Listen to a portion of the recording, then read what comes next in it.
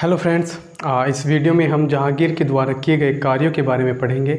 और हम ऑलरेडी पढ़ चुके हैं कि जहांगीर की मृत्यु 28 अक्टूबर जहांगीर की मृत्यु 28 अक्टूबर 1627 ईस्वी में हो गई थी। और जहांगीर की मृत्यु के बाद हमने कहा था कि गद्दी पर खुर्रम और शाहजहाँ बैठ चुका था। अब हम बात करते हैं कि जहांगीर के क्या क्या कार्य किए गए। देखो भैया, जहांगीर को एक न्यायप्रिय इंसान के नाम से जाना जाता है। ठीक है, इसने क्या किया? तो इसने न्याय के लिए क्यों जाना जाता है? देखो, इसने न्याय के लिए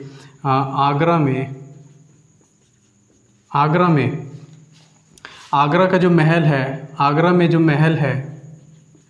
आगरा के महल में एक सोने की जंजीर लटकवाई।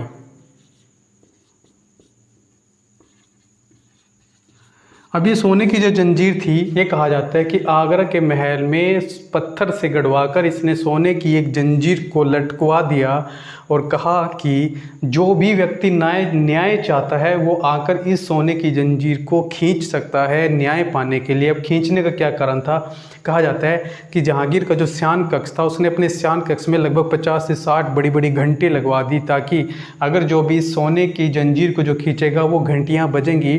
अब देखो, लटकवाने का कारण ये था कि देखो भैया, अब एक जो मुस्लिम बादशाह है वो गद्दी पर बैठा है और कहा प्रजा में ये बात प्रचलित थी कि भैया देखो, मुस्लिमों को तो एकदम से न्याय मिल जाएगा, लेकिन दिक्कत होने वाली है हिंदुओं को और अन्य धर्मों को, तो उन लोगों को न्याय नहीं मिलेगा। तो जहांगीर ने इसी लोगों की धारणा को दूर करने के लिए अपने महल में सोने की जंजीर को लटकवा दिया कि कोई भी व्यक्ति, किसी भी धर्म से कोई भी व्यक्ति जिसको न्याय नहीं मिल रहा, वो आकर या क्या कर सकता है, एक जंजीर को खींच सकता है और अपने लिए न्याय की मांग कर सकता है। तो जहांगीर ने क्या किया, एक सोने की जंजीर को लटकवाया था आगरा के महल में, बाहर यमुना के तट पर इसने लटकवाया था, जिससे कि कोई भी इंसान इसको आकर खींच सकता है। दूसरा काम क्या किया इसने एक किताब लिखी जिसका नाम है तुझक ए जहांगीरी। आपको ये एग्ज़ाम के अंदर आईने जहांगीरी के नाम से भी मिल सकती है, तुझ के जहांगीरी। इस तुझ के जहांगीरी को देखो जहांगीर ने लिखा, लेकिन वास्तव में इसको जो पूरा किया, वो पूरा कार्य जो किया इसका जहांगीर ने न कर वो किसने किया? मोतबिंद खां ने किया। किसने करवाया भाई पूरा इसको? मोतबिंद खां ने। तो पूरा कार्य इसका किसने किया? मोतबिंद खां ने किया। और हमने कहा था देखो, जहांगीर की मृत्यु 28 अक्टूबर 1627 ईस्वी में हो जाती है ना। तो इससे पहले हम जहांगीर के बारे में और कुछ बात कर लेते हैं। तो देखो, जहांगीर का जो समय था, जहांगीर के समय को क्या कहा जाता है? चित्रकला का स्वर्णिम काल जाना जाता है। मतलब चित्रकला का सबसे अच्छा समय जो जाना गया है वो जहांगीर के समय को जाना गया है। तो चित्रकला का स्वर्णिम काल के नाम से किसको जाना जाता है? जहांगीर के समय को जाना जाता है, क्योंकि जहांगीर के समय में बहुत अच्छे क्या हुए? चित्रकार भी हुए, और जिनमें से हमें भी एग्ज़ाम में कुछ नाम पूछ ले जाते हैं। तो उन्हीं एक दो नाम की बात करते हैं।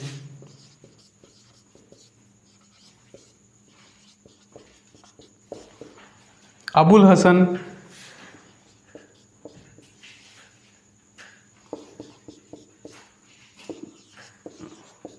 हसन आगा राजा मनोहर एवं अबुल हसन आगा राजा मनोहर एर गोवर्धन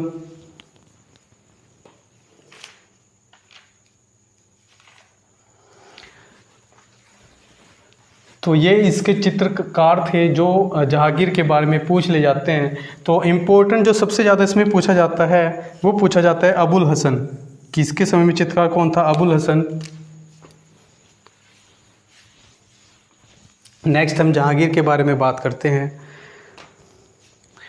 देखो, जहांगीर कि चित्रकार की बात हमने कर ली, जैसे कि जहांगीर के चित्रकार थे, जैसे कि अबुल हसन था, फारूक बेग था, आगा राजा था, मनोहर एवं गोवर्धन, ये सभी इसके समय के चित्रकार थे। इसके समय को चित्रकला का स्वर्णिम काल कहा जाता है। ये क्वेश्चन मैं बार बार इसलिए बोल रहा हूँ क्योंकि ये क्वेश्चन कई बार एग्जाम में पूछा जा चुका है। अब हम जहांगीर के बारे में एक और बात करते हैं। देखो, जहांगीर के समय में ही 1608 ईस्वी में क्या हुआ था? 1608 ईस्वी में captain William Hawkins captain William Hawkins Bharat आया। अब कहोगे सर ये कैप्टन विलियम हॉकिंस कौन है?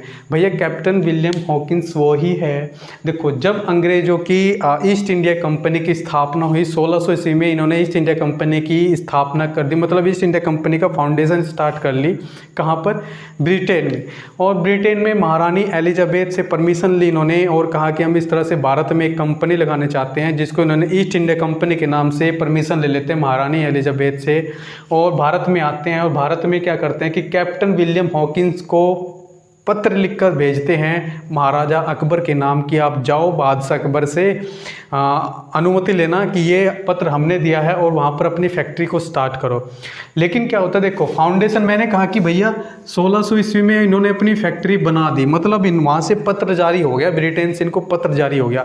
लेकिन जब ये वहाँ से चलते हैं तो उस समय 1600 ईस्वी में गद्दी पर था अकबर, अकबर के नाम से ही फरमान जारी हुआ।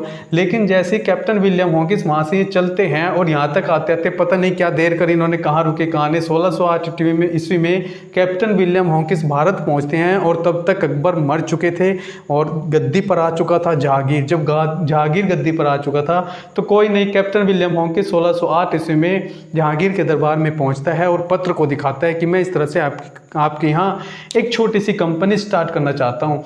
कैप्टन विलियम हॉकिंस और जब जहांगीर के बीच में वार्तालाप होता है तो कैप्टन विलियम हॉकिंस जो था ये मल्टी लैंग्वेज इसको आती थी, कई भाषाओं का ज्ञान था, और ये क्या करता है जहांगीर से फारसी भाषा में अनुवाद करता है, बातचीत करता है।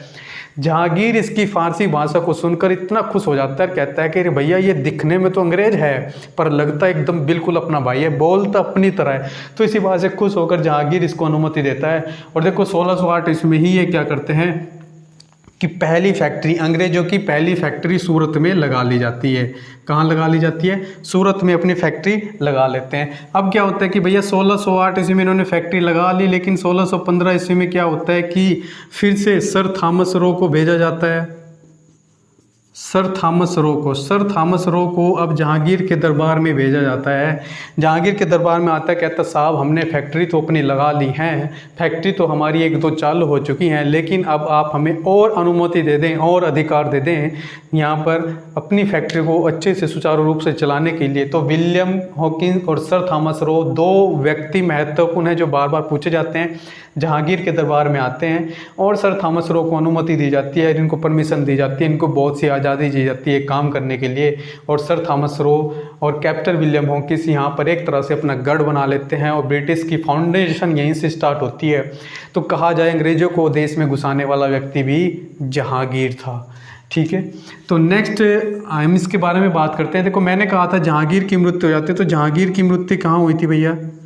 जहांगीर की मृत्यु लाहौर में हुई थी। अगर जहांगीर के मकबरे की बात करें हम, जहांगीर का मकबरा कहाँ बनाया गया? जहांगीर का मकबरा शाहदरा में बनाया गया।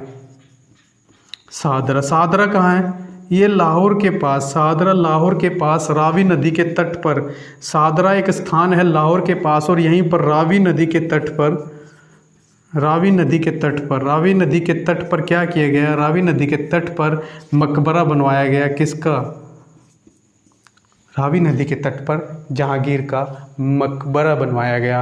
अब हमने जहांगीर को पूरी तरह से इसका काम तमाम कर चुके हैं, मकबरा इसका बनवा चुके हैं। और भैया मकबरा बनवा चुके हैं तो हमें भी यहीं तक पढ़ना है कि इसका मकबरा कहाँ बना था, मकबरा बनवाया किसने था? मकबरा इसका नूरजहाँ ने बनवाया था। इतना याद रखना है, जहांगीर के मकबरे को नूरजहाँ ने बनवाया था। शाहदरा में, लाहौर जो लाहौर है, लाहौर के पास शाहदरा में रावी नदी के तट पर इसका मकबरा है। तो यही जहांगीर के बारे में जो जो चीज़ें थी हमने सारी डिस्कस कर ली हैं। सो इससे बाहर जहांगीर से आपसे कुछ भी नहीं पूछा जाएगा। And thank you very much.